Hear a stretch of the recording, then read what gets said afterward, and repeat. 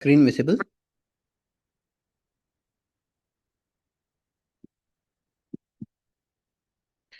श्रीवत्सवंशकलशोदधिकौस्तुभस्य श्रीवासराघवगुरोस्तनयं ततश्च विद्या अवाप्य विबुधोत्तमतां दधानं कुर्वे सदा हृदि गुरुं करुणाकराख्यं लक्ष्मीनाथसमारम्भां नाथयामुनमध्यमाम् अस्मदाचार्यपर्यन्तां वन्दे गुरुपरम्परां यो नित्यमच्युतपदाम्बुजयुग्मरुक्मव्यामोहतस्तदितराणि तृणाय मेने अस्मद्गुरोर्भगवतोऽस्य दयैकसिन्धोः रामानुजस्य चरणौ शरणं प्रपद्ये मातापिता युवतयस्तनया विभूतिः सर्वं यदेव नियमेन मदन्वयानाम् आद्यस्य नः कुलपतेर्वकुलाभिरामं श्रीमत्तदङ्घ्रियुगलं प्रणमामि मूर्ध्ना भूतं सरश्च महदाह्वय भट्टनाथ श्रीभक्तिसारकुलशेखरयोगिवाहान् भक्ताङ्घ्रिरेणुपरकालयतीन्द्रमिश्रान् श्रीमत्पराङ्कुशमुनिं प्रणतोऽस्मि नित्यम् श्रीमान् वेङ्कटनाथार्यः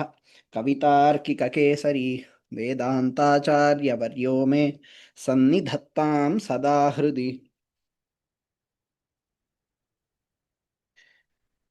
In the previous lecture, we saw about how Bhagavad Ramanuja showed the blend of knowledge with devotion. The reason why we are highlighting knowledge again and again is that although it is not necessary for a person to be a scholar in order to attain moksha, some amount of knowledge is necessary. Today, we have reached the situation where several great works of our acharyas have gone missing. Some are still there but are no longer being published. Some might be published but might not be bought. So we have so many different such issues going on. It becomes the duty of somebody or the other to start serving that knowledge so that we can preserve whatever has been handed down from generation to generation for our own good. So the example that we are going to see today, Swami Deshika, we would see that in his life there is a perfect example of this kind of service as well. So there are a large number of things that could be said about Swami Deshika, the kind of person he was, the kind of contributions he has given. They are not one or two, but here we are going to see just a small number of examples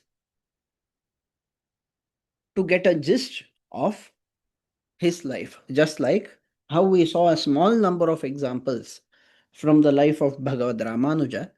We are going to see small number of examples only. Swami Deshika had a divine birth. His parents, who did not have a child, they prayed to Bhagavan, visited Tirupati.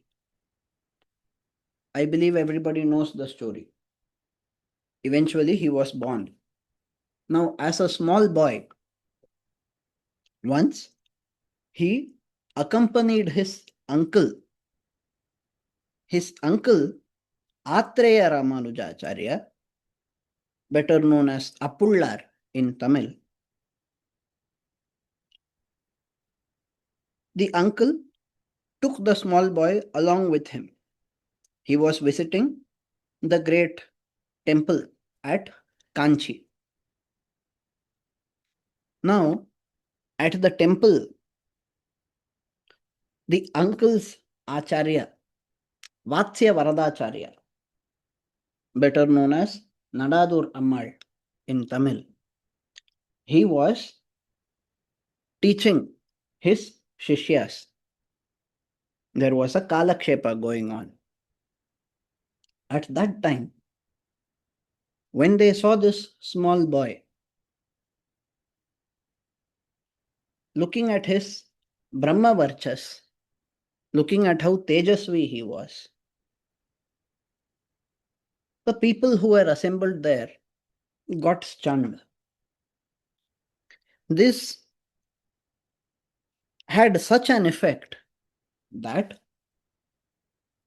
the great Vatsya Varadacharya, who had composed works like Paratattva Nirnaya, there are a number of works that were composed by him. The great Acharya, to whom Bhagavan himself had spoken and asked, "You are taking so much care of me. You are behaving like a mother to me. Are you my mother?" Bhagavan called the Acharya as a mother to reflect the amount of care the Acharya had been taking in matters pertaining to Bhagavan. Such a great Acharya who has the complete blessings of Bhagavan, he is teaching the Sri Bhashya to his students. What happens when the boy arrives along with his uncle? The Acharya forgets, due to the distraction, due to the short distraction, he forgets what he was speaking about. So he was speaking, then there was a small gap as the boy entered along with his uncle. Due to those few seconds, he has forgotten, and now he asks his Shishyas, "Where did we stop? Let us resume." But what happens? Those Shishyas who are assembled there to learn from their venerable Acharya, who were listening to him explaining the Sri Bhashya, none of them is able to remember it. To their astonishment, this small boy, Swami Deshika, he recites the part that was spoken when he had entered the place. Now, this is teaching us a very important lesson. He has not really gone there to study. It is his uncle who has gone there to study. Yet, out of devotion, he gave complete focus to whatever was being discussed there. He absorbed the words completely from the great Vatsya Varadacharya and repeated perfectly. As he recollected and reproduced the words perfectly, that venerable Acharya got so happy that he gave him blessings. Pratisthapita Vedanta Pratikshipta Bahirmata, that famous shloka. So he got blessed that he would firmly establish Vedanta, which is what he eventually does in his life, thereby being addressed as Vedanta Deshika by Bhagavan himself. So this boy, who was originally named Venkatanatha, it is not just some kind of memory power that we should be looking at here. It is the devotion. This devotion he is going to show throughout his life. Throughout his life, he would show it. So, the uncle, that is Apullar Swami, he requested his Venerable Acharya to teach the nephew as well. But Vatsya Varadacharya had become very old in age by that time. As a result, he instructed Apullar himself to teach Swami Deshika. Now, Deshika studies. He does not study one or two things, he studies numerous things. He has to study a lot more, get a lot more knowledge, correct knowledge, presented in the correct way. He prays to Bhagavan for that. He prays to Bhagavan. He meditates on Bhagavan in the form of Hayagriva. Bhagavan appears in front of him and gives him the boon. Swami Deshika, he has had darshan of Garuda, he has had darshan of Hayagriva. Hayagriva multiple times he gets the darshan. So Deshika is very clearly determined to preserve the knowledge, explain it further, and ensure that all the people, from the simplest of the simplest person to the greatest scholar that there might be, the message of Vedanta had to be sent to all such people. And Swami Deshika dedicated his life to serving Bhagavan, setting an example for the devotion that needs to be shown, and writing work after work after work after work. More than 100 works he has composed. Numerous works, literally more than 100. It is not a figure of speech. We can actually list them. Some of them, a few of them are not available with us anymore. But many of them are available. And we can see what kind of a scholar he was. Do you want the simplest of Sanskrit? He will write. Or do you want the most complex of Sanskrit? He will write that as well.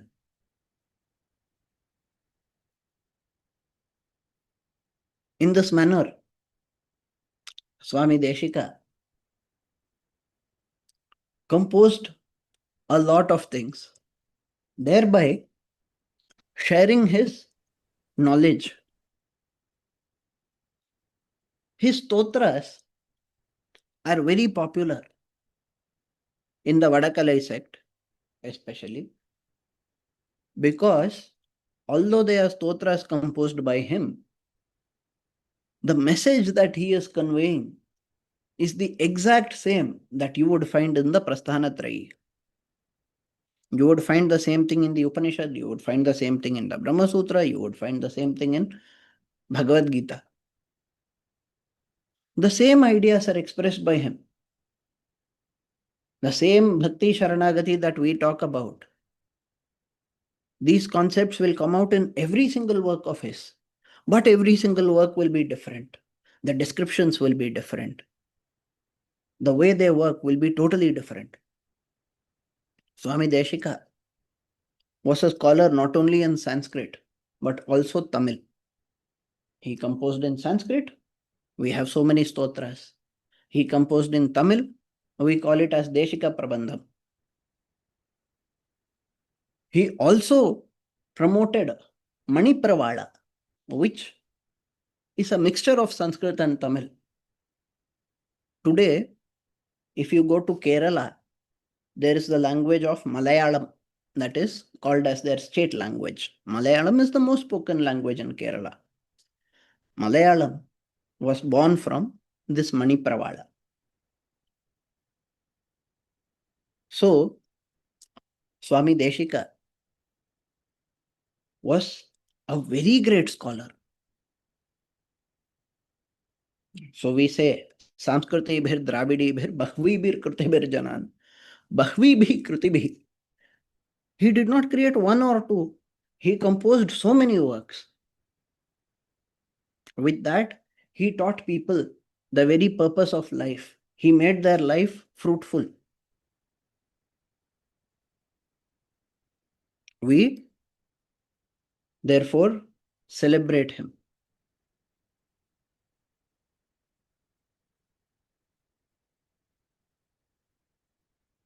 So,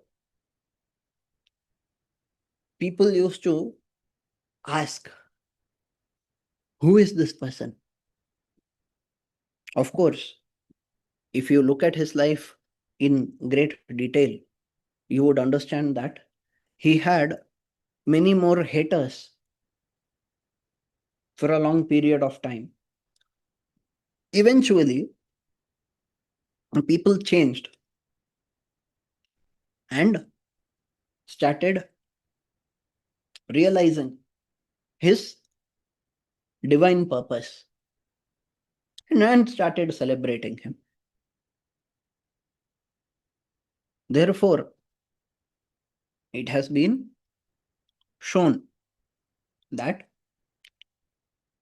Swami Deshika, he not only had knowledge, but he also had bhakti. To what extent did he have bhakti? He did not care about what people thought about him. He did not care about money.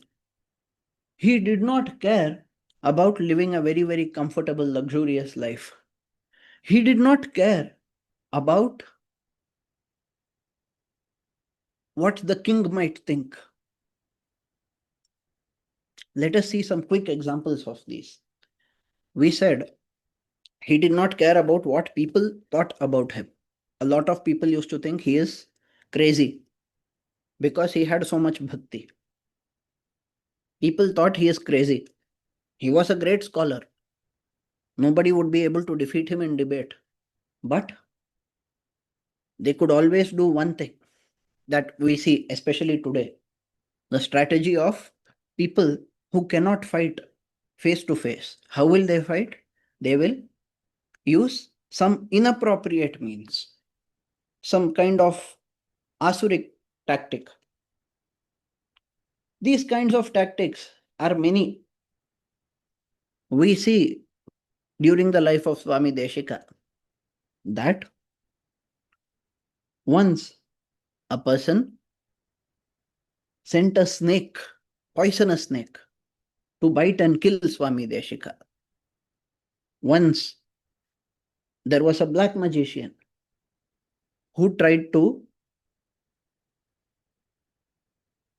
play some magic with water to make Deshika's stomach bulge more and more until it would blast. There is one example of how people wanting to insult Swami Deshika tied their footwears on top just outside his door so that if he comes out, his head will hit all of their footwear and they can laugh at him. How many things people tried against him? When he was to perform rituals for his ancestors, there is Brahmanartha, right? You are supposed to invite Brahmanas. Nobody would go there intentionally. Let us see how he manages to perform it if we don't support. He doesn't support the society. We are materialistic people. He is against being materialist. Therefore, let us teach him a lesson. Let us make him bow down to us. They tried numerous tactics. Nothing worked. Nothing worked at all. He did not care about what people think about him because he cared about what Bhagavan thinks. If I have devotion in Bhagavan,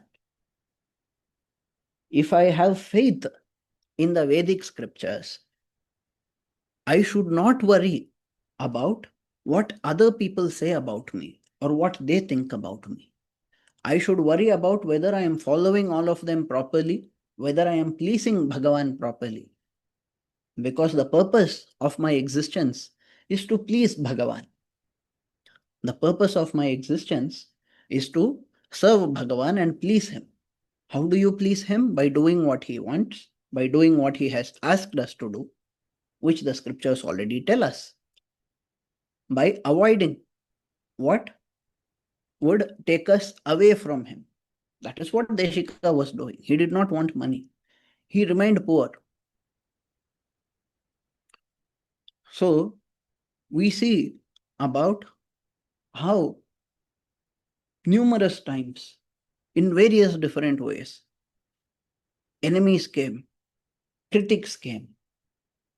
But Swami Deshika not only remained humble, but also came out of what we would see otherwise as a big problem. So he came out of every potential problem by the blessings of Bhagavan. So this aspect of Swami Deshika's life teaches us that if we have complete faith in Bhagavan, then no matter what problem comes, we will be able to get out of it.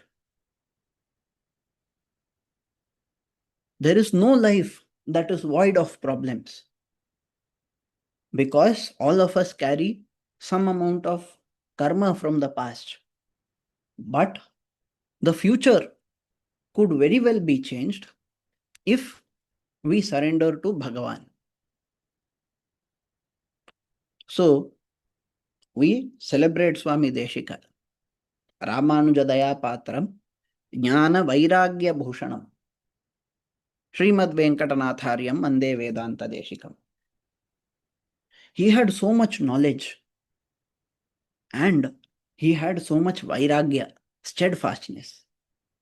Krishna says, right, Abhyasena tu kaunteya, Vairagyena cha gruhyate. That Vairagya, we can see in Vairagya Panchaka how he is writing. How Swami Deshika very firmly says that he does not have any physical wealth, but there is one wealth that he has that is more than sufficient. He says, Nasti pitrarjitam kinchit, namaya kinchit arjitam. Asti me hasti shailagre, vastu paitamaham dhanam. By my father, no wealth was generated, nothing was earned. By me also, nothing has been earned. But there in Hasti Shaila, there is the wealth of my Pitamaha. Who is that? Grandfather Brahma. Brahma had performed rituals, Ashwamedha. We have seen the story before. So in Kanchipuram, how that temple came to be has already been discussed by us before. Referring to Bhagavan residing in that temple, Swami Deshika says, that is the wealth that I have. Are we telling that people should also live by taking bhiksha, unchavritti like Swami Deshika? Well, if it is part of your varnashrama dharma and if you are capable of living that way, go ahead. But even if you do not live that way, you can still get the blessings of Bhagavan. During the days of Swami Deshika, so many people benefited because of their association with Swami Deshika. There is a place that is named after the fact that gold coins came out of a farm instead of grass that you would normally expect. Those coins came because the person there, who was not even very friendly to begin with, ended up helping Swami Deshika because Deshika wanted to please Bhagavan, who had come there in the form of a white horse. Understanding the horse to be Bhagavan, Swami Deshika prayed and gave offerings The person whose dravyas were used for it got benefited. There was once a brahmachari who did not have enough money to get married. These days we talk about women having to give dowry and so on. But in those days, the fathers of girls used to expect the boy to have a lot of accomplishments. You should be wealthy, you should be capable, you should be this, you should be that. There were a lot of expectations. This boy, being extremely poor, did not know what to do. Wanting to mock him, and Swami Deshika as well, probably one person, some unknown person, somehow. The exact records do not show how exactly it came to be. But the boy ended up approaching Swami Deshika for financial assistance. Now, Deshika himself is extremely poor. Deshika himself is extremely poor. He lived in such poverty that his childhood friend, Vidyaranya, who had by now become a minister at the court of Vijayanagara, if you look at the story of Vidyaranya, they say he did Gharvapsi of Harihara and Bukka, served for some time in a ministerial position, and after that took up sannyasa and became the Shankaracharya that we know. So this Vidyaranya, who was in the Sabha of Vijayanagara, well respected and celebrated in the Vijayanagara Empire, he wanted to honor Swami Deshika. He sent an invitation so that Deshika could become part of the royal assembly as an Asthana Vidwan of the kingdom of Vijayanagara. Swami Deshika refused. Imagine a position that would make you close to the king, a position that would give you infinite wealth and fame. That too, assuming you are a person who has nothing, no money, no fame, the people near you are all making fun of you. They are trying to troll you. An ordinary person would quickly accept the offer and go ahead. At the end of the day, Vidyaranya was a great person and he wanted to help. He thought bringing Deshika as an Asthana Vidwan would help Vijayanagara as well as Deshika. Natural, right? Win-win. But Swami Deshika, out of his Vairagya, very politely refused. He said, I would prefer to live in poverty and sing praises of Bhagavan. I don't want any instance in my life where, due to some reason or the other, even unexpectedly, I am asked to bow down or sing praises of a king, because this universe is endless. Endless multiverse. Inside that, a universe. Inside the universe, one tiny planet. In this tiny planet, one tiny kingdom. In that one tiny kingdom, for one tiny period of time, one person is going to be the ruler. As a person who thinks about Bhagavan, who is the biggest in every possible way, it is not going to be possible for me to think about anybody else when my mind is full of the all-encompassing Bhagavan. Swami Deshika was that kind of a person.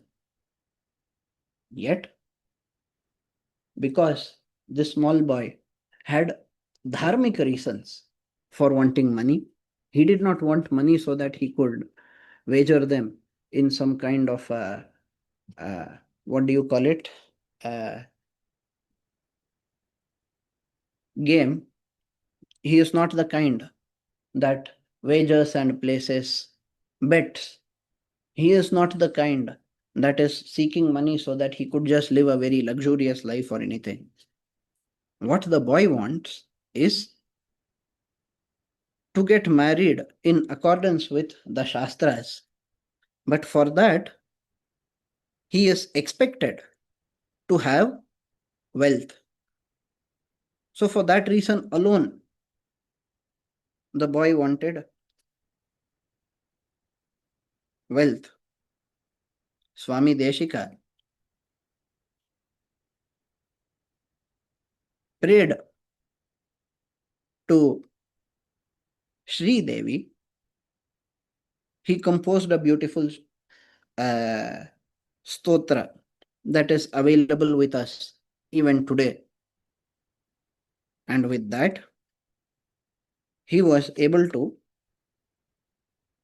give to the boy, through the grace of the goddess, a rain of gold coins, like how we hear in Shankaracharya's Kanakadhara.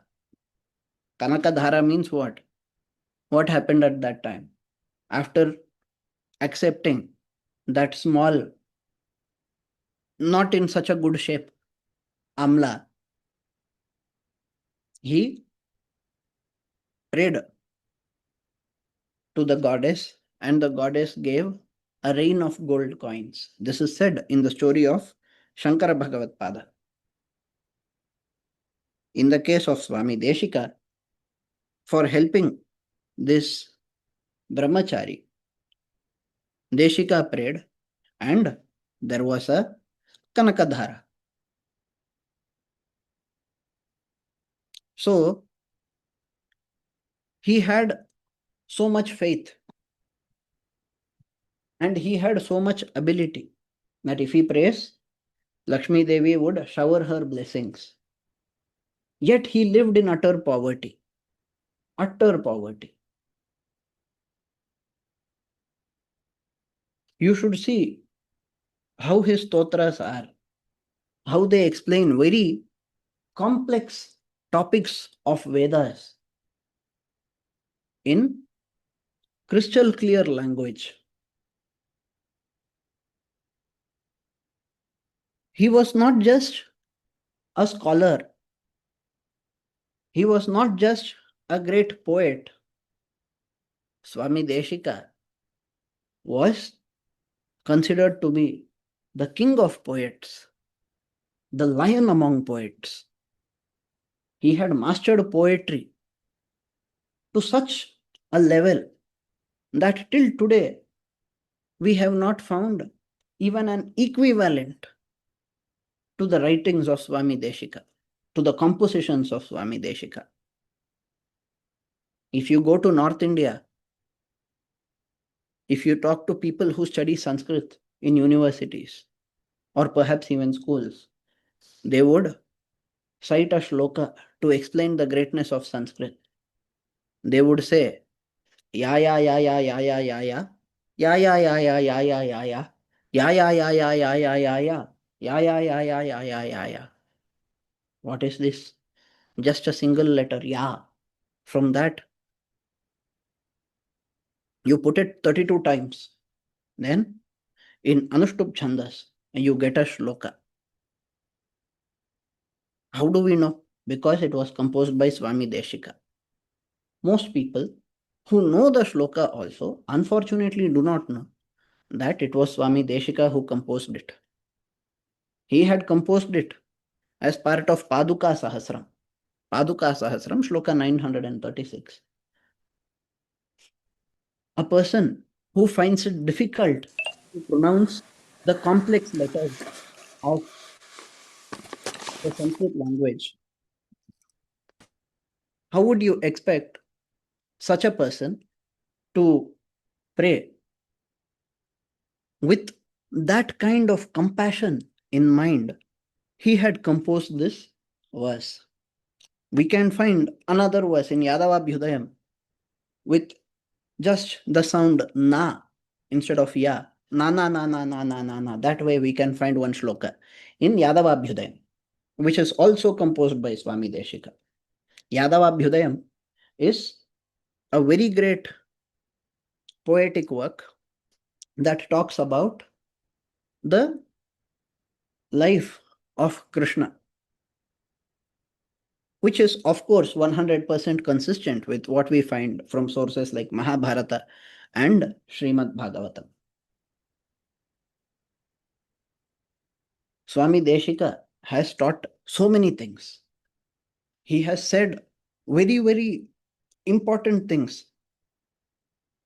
He has said, for example, that staying ignorant and acknowledging that ignorance is not going to be enough to come out of that ignorance. He has said that for a person who needs spiritual upliftment, it is easy to understand that the Supreme Being has all auspicious qualities. Bhagavan is the storehouse of infinite auspicious qualities. But this Bhagavan, even though he has infinite auspicious qualities, there is one quality of his that stands out. This quality is compassion. Swami Deshika says, compassion is the quality of Bhagavan that prevents all his other qualities from being seen as faults by us. He has so many other qualities. He is the most powerful. He has the ability to create. He has all of that. He has the ability to create. But why did he create us? Out of compassion. He is all powerful. But does he use that power to harm us? No. Bhagavan uses his powers to help us. Why? Because of compassion. Therefore, no matter how many great qualities you build, you need to have that love and compassion towards everyone. Swami Deshika has explained so many things in very, very beautiful ways. He says, for example, that if you refuse to believe in a fact,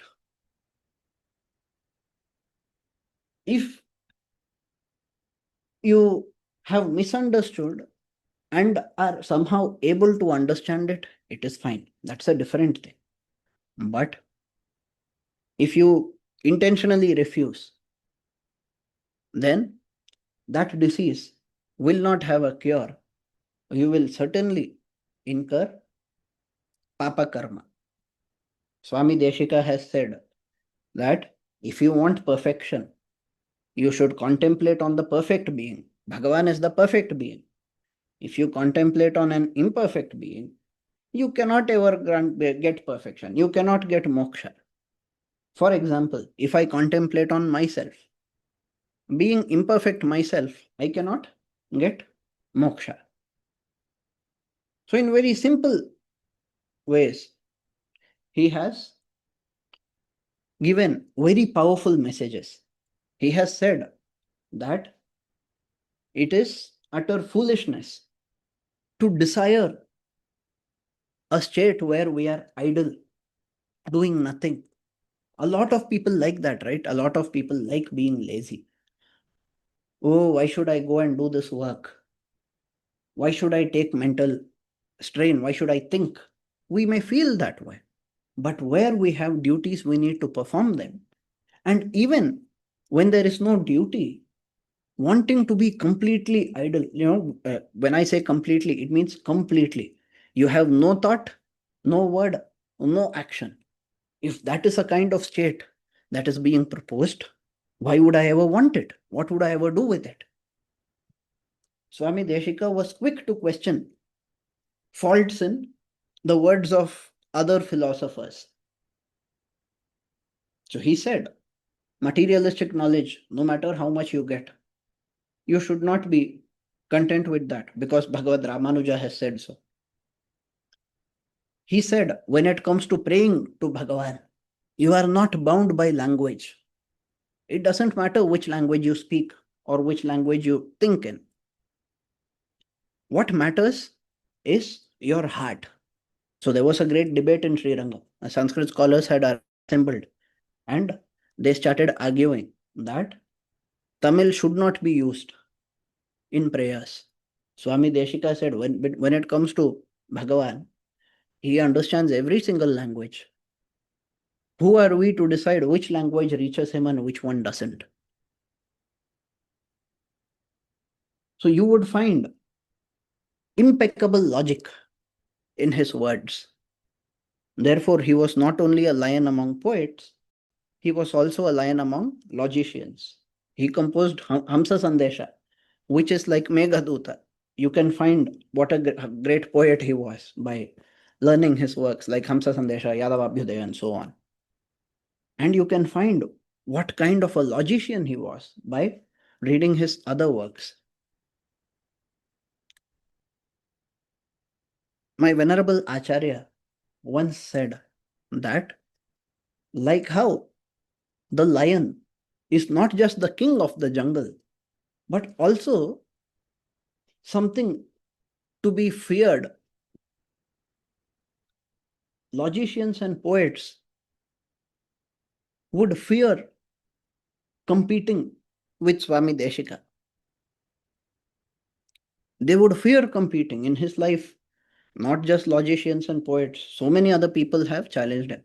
There was a great poet who challenged Swami Deshika. Overnight, Swami Deshika composed 1000 verses. His competitor could not do it. That is what we have today as Paduka Sahasra. A sculptor once challenged Swami Deshika. Deshika defeated the sculptor. An architect once challenged Deshika. Deshika accepted the challenge and won that also. He was such a great person. He was such a great mathematician as well. There are aspects of his that are to be highlighted, especially for the modern people. Because if we just say he was a great devotee, they will not get attracted. We have to go to them, show the verses of Swami Deshika that solve the knight's tour problem, a chess problem, which Swami Deshika solved. We have to show them how he solved linear equations using his shlokas. Then perhaps the public would also get attracted. But when they come to the shloka that deals with linear equation, the shloka that deals with knight's tour, these kinds of shlokas, if you take their meanings would ultimately teach only bhakti and sharanagati. This was the greatness of Swami Deshika, that no matter which topic he enters, he would be a master there. He would produce an amazing work there, but the work itself would teach only bhakti.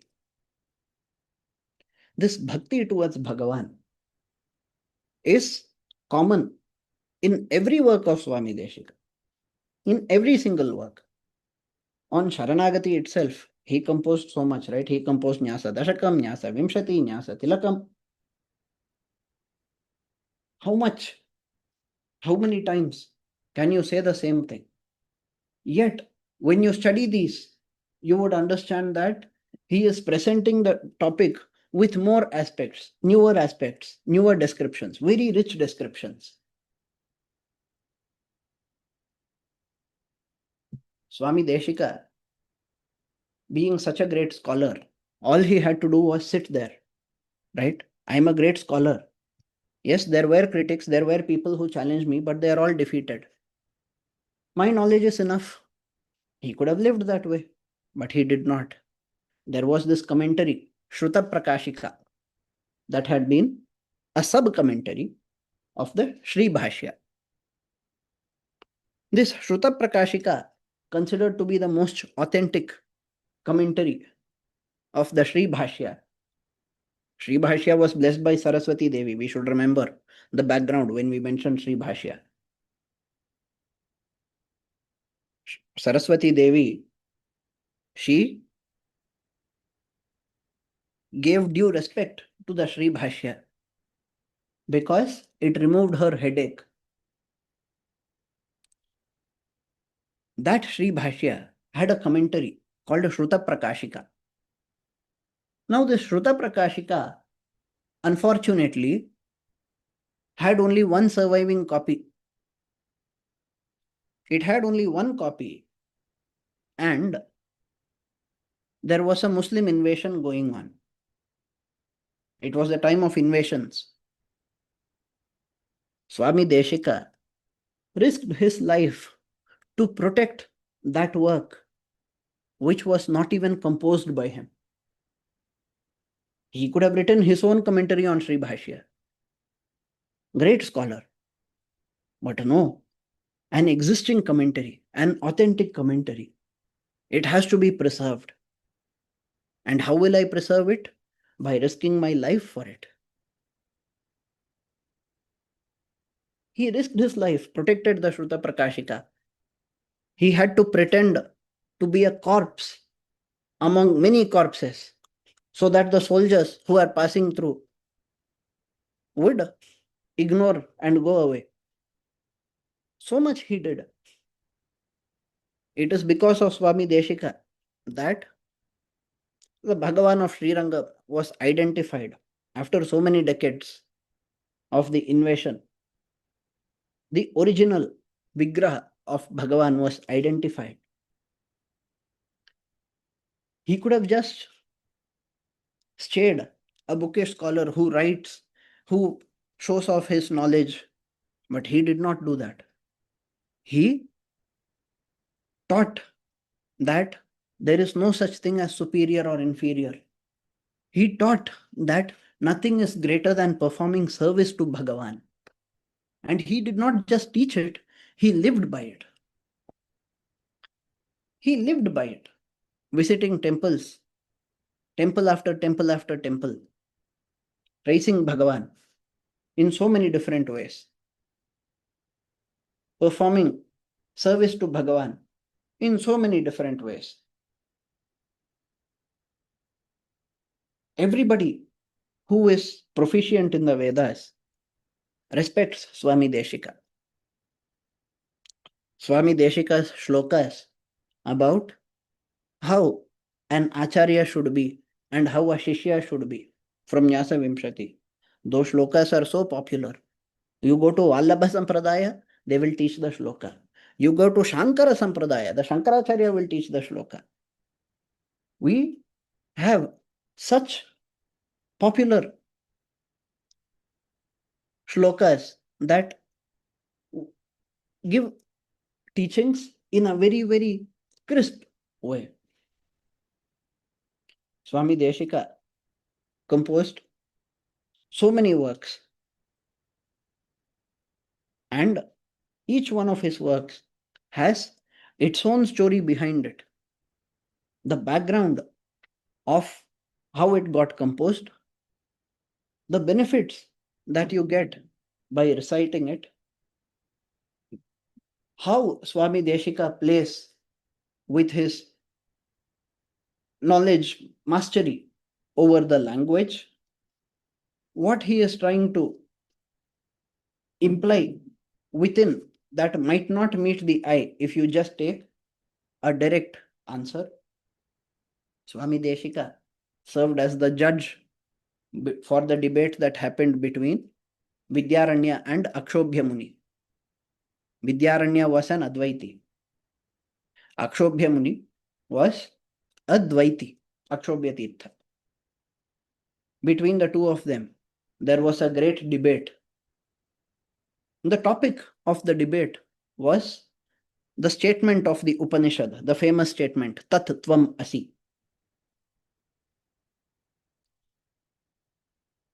Wanting a very fair judge, a judge who would not be biased, they approached Swami Deshika. For Deshika, Vidyaranya was his friend since childhood. He could have easily declared his friend as the winner. But the winner of the debate, as it happened to be Akshobhya, Swami Deshika truthfully presented that it is indeed Akshobhya Muni who has won the debate. So we see how Swami Deshika composed works that are monumental. He composed very tiny works as well. He brought out the esoteric teachings that would be missed by the eye that is just scholarly. Those teachings that can be grasped and appreciated properly only if you have bhakti. So having knowledge is one thing, but having bhakti is another. If you have the eye of bhakti, the way you look at things would change. Bhakti, that is devotion, it is not against knowledge. It is not a kind of emotion that is meant for the stupid person. Bhakti is something that a stupid person could also have. The most intelligent person could also have. When we look at the life and teachings of Swami Deshika, we understand that every single work of his shows bhakti, while also showing how great a scholar he was. His works are huge. Studying his works takes so much time. But it has been declared by our elders that although he composed so much, if you learn even one of them and apply it properly, it would take you towards Bhagavan.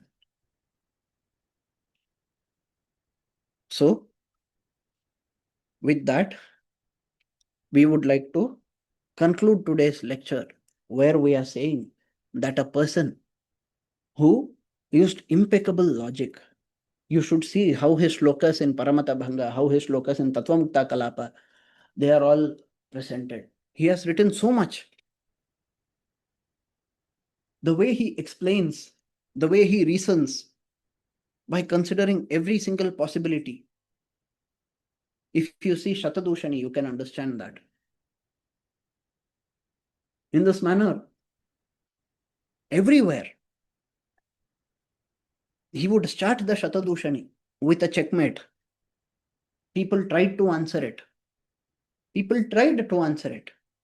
But although they published answers several centuries later, literally in the 20th century,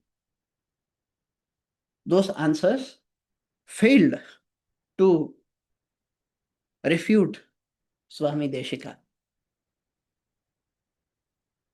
That kind of a scholar, all he had to do was declare himself as the biggest scholar, get respected wherever he goes, be celebrated across different kingdoms, market himself well, live with a lot of servants, lot of wealth.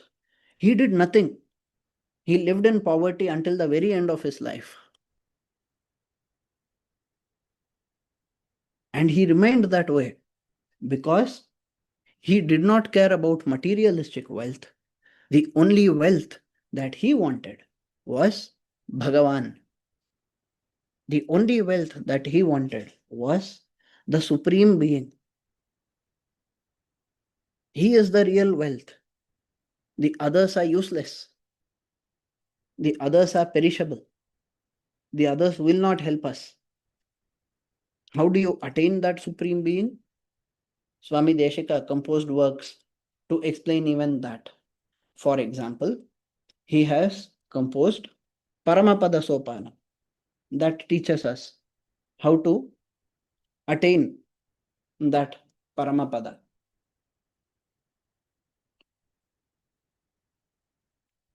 This kind of a blend, you see, on one side, complete devotion. On the other side, you see complete knowledge. Can both of them coexist? Yes, they can 100% coexist. That knowledge did not give him ego, it gave him humility.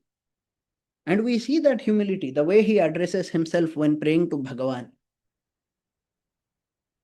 the way he praises his acharyas. He composed Yatiraja Saptati to celebrate Bhagavad Ramanuja. We can see how he visited various temples and prayed to Bhagavan of those temples through his works. So he could have just been a person at home writing about Bhagavan so much, publishing. There are some people who do that today. They write books. They write books on Ramayana, Mahabharata, whether they are authentic or not, there is no guarantee, but they keep writing, keep publishing. They push it through. Deshika did not think that way. He did not care about those things.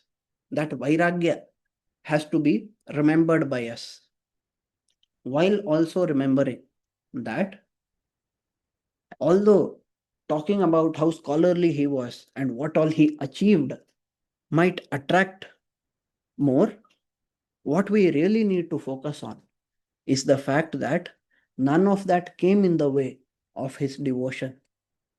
None of that came in the way of his devotion and surrender to Bhagavan.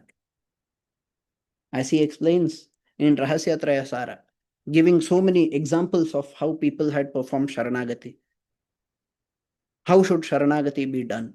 He explains various examples and the components of Sharanagati that we have discussed before, like Anukulyasya Sankalpaha, Pratikulyasya Varjanam, Rakshishyati iti Vishvasaha, Goptritva Varanam Tatha, Atmanikshepa Karpanya. All of these aspects of Sharanagati are explained by him. He clarifies how you should behave.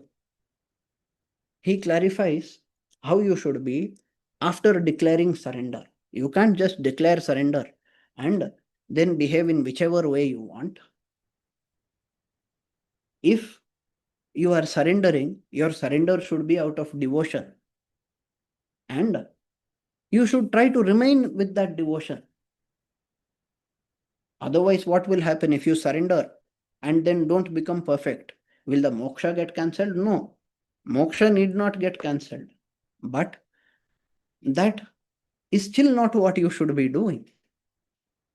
Because as a devotee, your duty is to show devotion. That devotion is everything. We exist to show devotion to Bhagavan. We are showing devotion to him now. We will continue to show devotion after attaining moksha. But that is our reason for existence. Remember, Manivaraiva Shaurer Natya Hrudyopi Jivaha Kalushamatiravindan Kinkarattvadi Rajyam. That Kinkarattvadi Rajya is what we should try to attain. Kainkariya, performing seva to Bhagavan, service to Bhagavan. That is what our desire should be. So all of his works, they reflect bhakti. The devotee can enjoy. The scholar can also enjoy. Both benefit from it. And Swami Deshika says, I am not a scholar. It is only by your grace that I am able to do anything. Swami Deshika says, after being a scholar of so many different things, remember I said he has built a well, he has sculpted his own vigraha, he was a master of mathematics, he was a master of food science. There are 100 different topics in which he was a master. And then he says, Nana vidhana magatih kalanam nachapi tirtheshu krutavataraha dhruvam tavanatha parigrahayaha navam patramaham dayayaha. A shloka from Hayagriva Stotra, where he says, I have not learned the different colors. I have not even started studying any kind of science.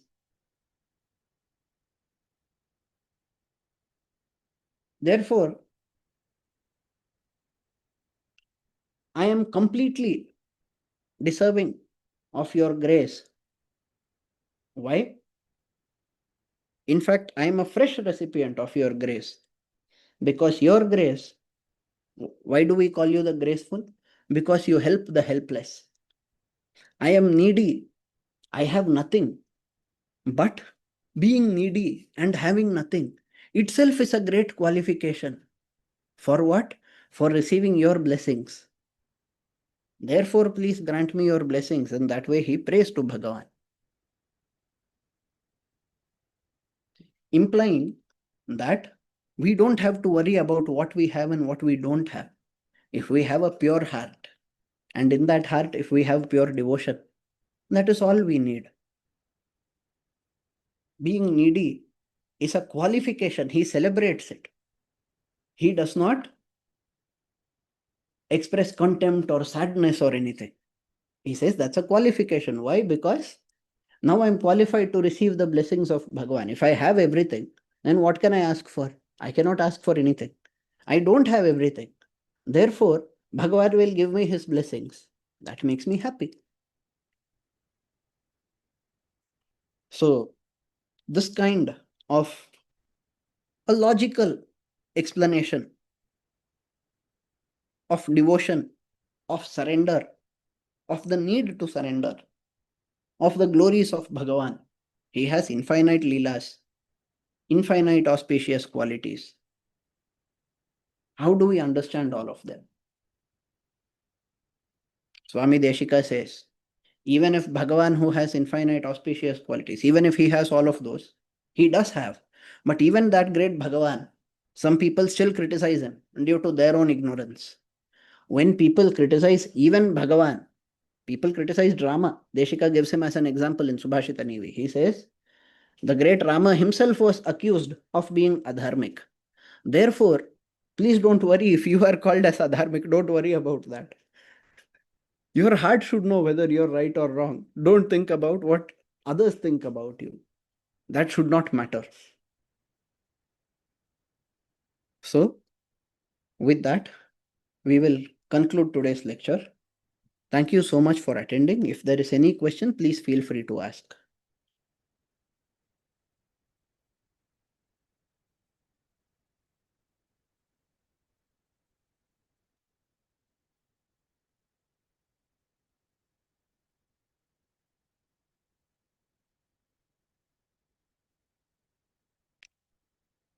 कवितार्किकसिंहाय कल्याणगुणशालिने श्रीमते वेङ्कटेशाय वेदान्तगुरवे नमः. Thank you so much for attending. Thank you very much, Guruji. Jai Shri Ram. Jai Shri Ram.